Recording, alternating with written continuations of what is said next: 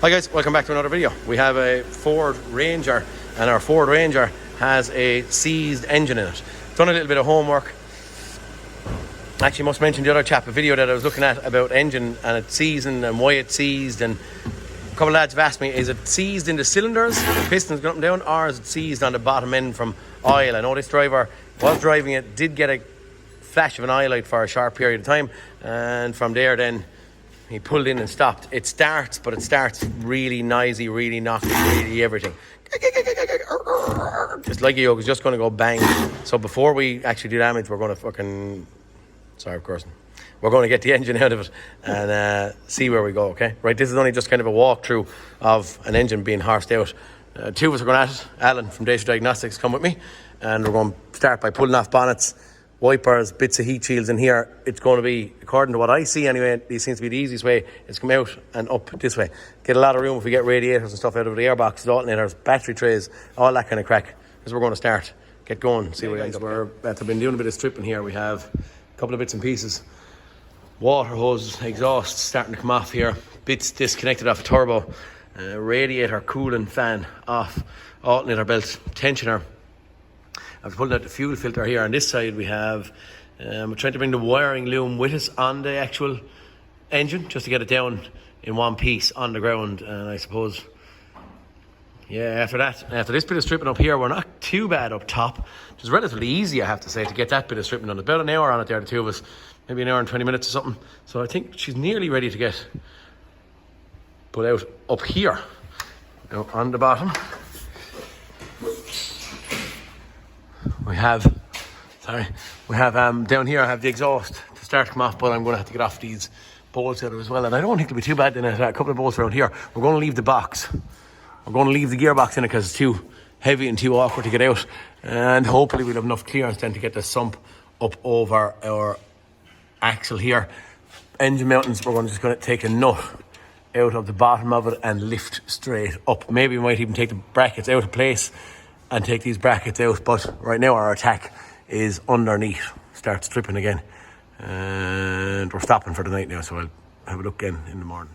Okay guys, we're back in on our Ford Ranger. Monday morning, clean floor, clean gloves, and time to get going. Get this exhaust off. Hey, just a little fast pointer. I have my exhaust coming off here.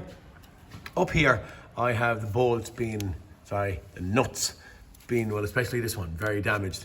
This one might come, never know, fingers crossed. Pointer, what I'm going to do, I'm going to just get an angle grinder, and I'm going to run an angle grinder in the side of it and split that bolt open. So I'm going to send the angle grinder, if we can figure it out, just in there. If I can get enough room up here, same thing. Maybe I might even go with a reciprocating saw. Worst case scenario, what happens is slightly damage 1 or 2 mil of the thread of the bolt down here, but it doesn't bother the bolt when you have a new nut going onto it. If that makes life anyway easy for anyone, rather than cutting it that way, cut that way.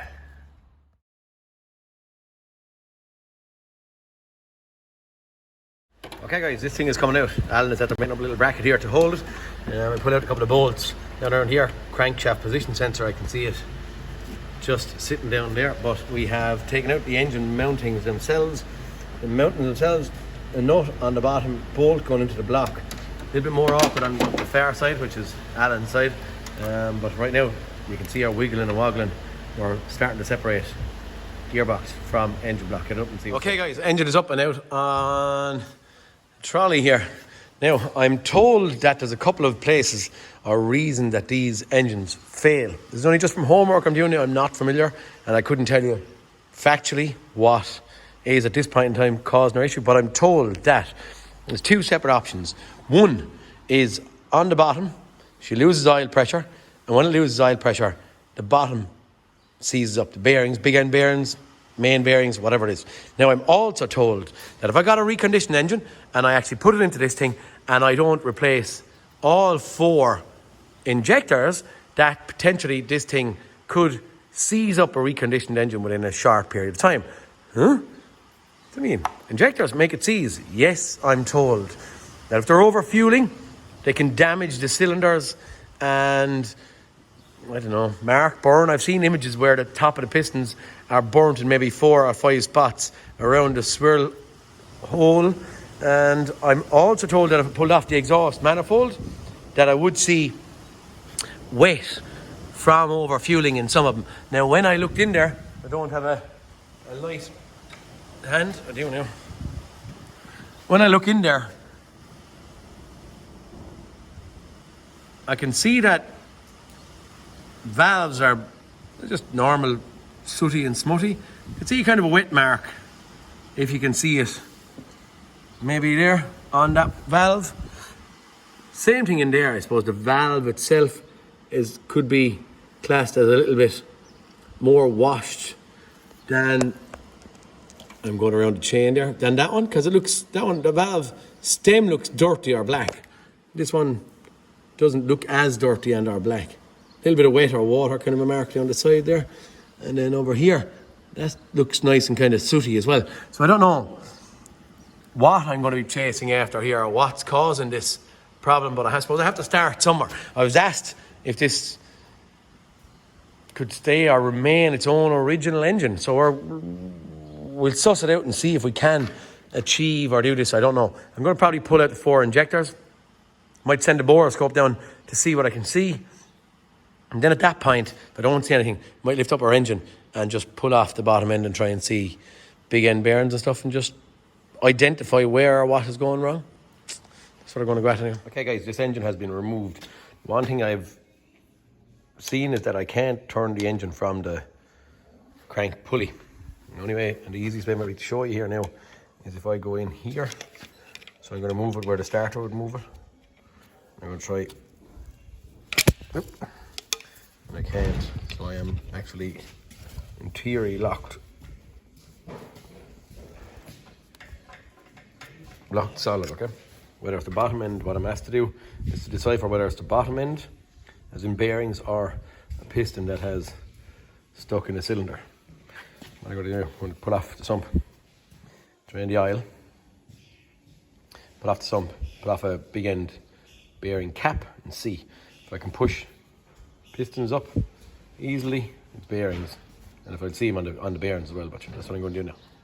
Okay guys, here we are. Doing as I was asked. I'm pulling this thing apart to see why it locked up. I have the timing cover taken off of the front. All I done was thrown everything in or on a trolley there. So I have the flywheel, clutch, timing cover off, sump off of it. Now what I do see is just a visual. I believe I should put it on something cleaner. I don't want oil leaking down on the clutch. This just is an oil pump, but it spins like something has something broken in it. I don't want oil leaking out of it. I do have oil in there, so it's not a case that it's empty of oil. There should be something you would think inside it, but I would say there's some shaft of some sort after breaking in here. So it's an oil pump failure has caused this issue. Now back up to the engine. What I've done is I'm just pulling off caps. This is probably not going to be fixed, I don't know, but for now I'm actually backwards, I can see that. But I've markings on 4 big end caps. I know that the crank won't turn, but I just want to see what happens. The minute I pulled off this, I did see that the piston and conrod was going to slide up the way. So that means it's not stuck or there's no restriction in its cylinder. But anyway, what I'm doing is I'm pulling off these. So I'm just going to show you what I have here. The first thing I did notice, if the pump has failed, it looks like they're after running dry anyway. But yet they don't seem, that one anyway, number 1, doesn't seem too hugely bad. I'm going to get them all off. I'd say we ran dry, and I'd say we're going to be doing big end bearings in. I looked at the actual camshaft itself on this one, but the bearings are not damaged, and the actual crank itself doesn't look too bad, but just a nosy, let's say. But you see, I have these marked. These should do better than a paint pen, but for now, when I'm ripping it apart fast, I'm not bothered enough to kind of care about it too much more. But anyway, look, here we are. I'm going to keep on going and put off the other 3. Okay, guys. I pulled off number 1, as I showed, crank was locked. Pulled off number 2, crank was locked. I pulled off number 3, crank was locked. Inside then I could see kind of marks on the side of number 4. I pulled off number 4, and lo and behold, it was kind of stuck together. And then hit a tip and the cap came off. Once the cap came off, the bearing was stuck on it. And now you can see the shine on that journal over the other ones. The only thing I have to say is this feels very good. Nearly feels like a crank. It's perfect.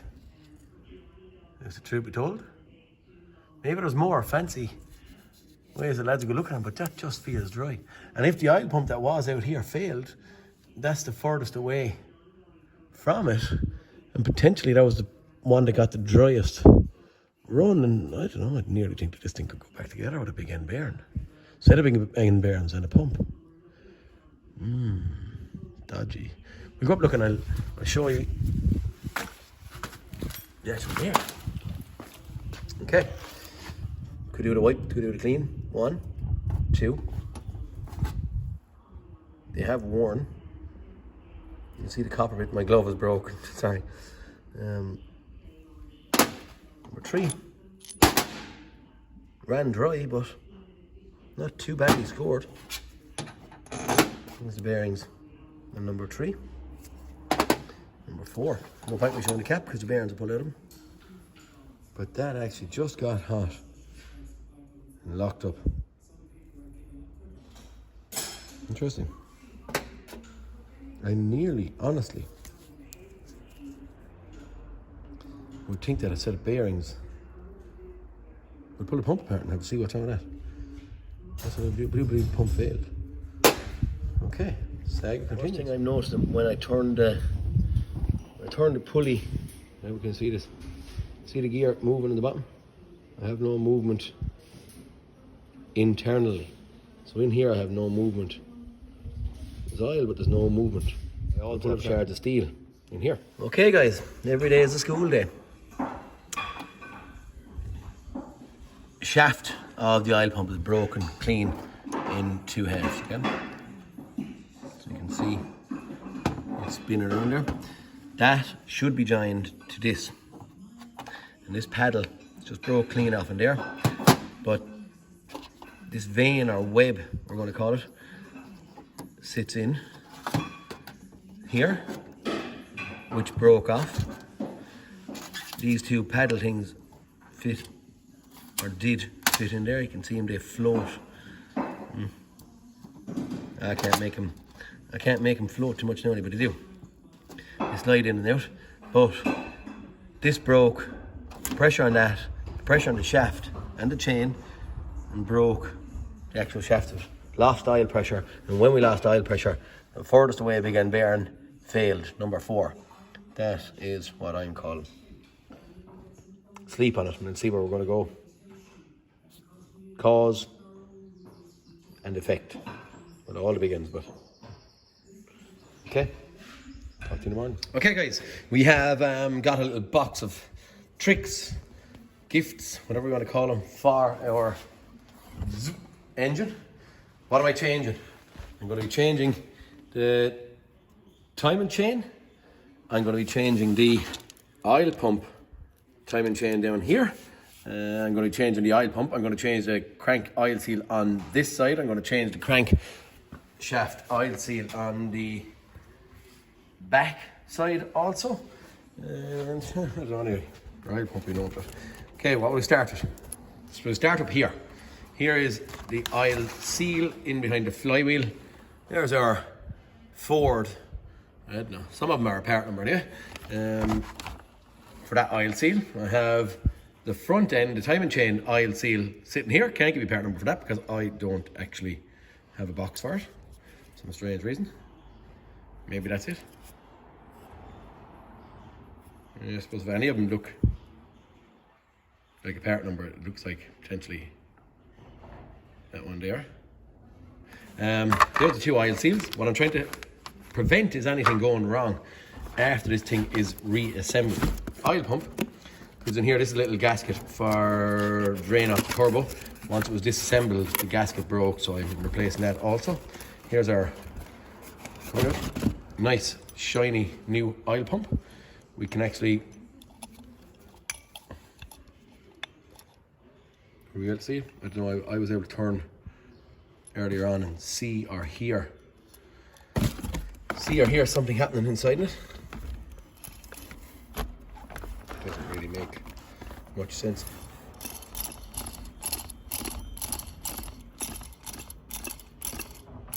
But rather than it spinning freely, we can hear it actually turning the mechanism inside in the actual pump itself. So there's our oil pump.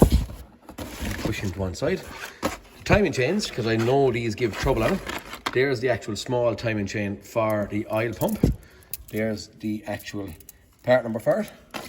What I didn't do, I think I just didn't give you the... Did I give you the part number for the oil pump? Sometimes lads don't like to get these because they're not specific to every car. Here's our main timing chain part number. Lovely big chain. A couple of gaskets, then that's it, or live in the middle of the actual timing chain cover.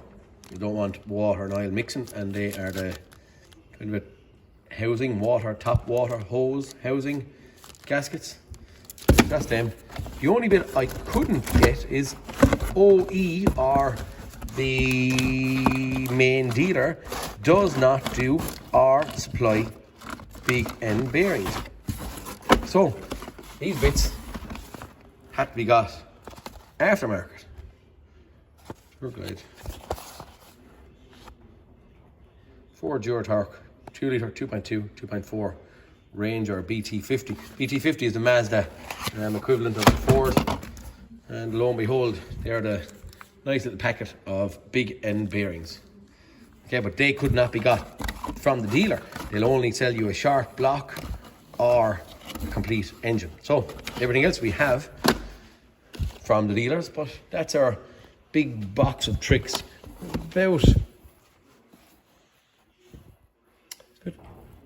About 800 euros or so of stuff sitting around there.